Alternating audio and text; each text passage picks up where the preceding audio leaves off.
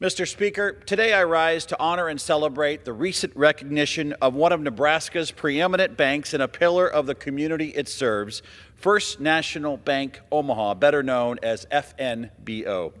FNBO has long led Nebraska's banking sector, especially in their efforts to expand access to affordable housing across our state.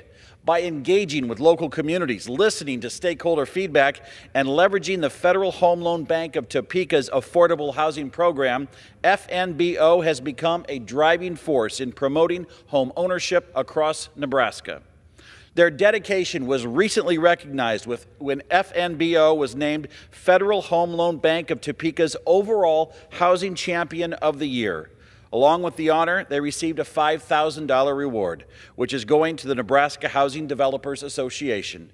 All of Nebraska is proud of the work FNBO is doing in housing. I look forward to seeing what they can do next to strengthen our communities through more affordable housing. Thank you.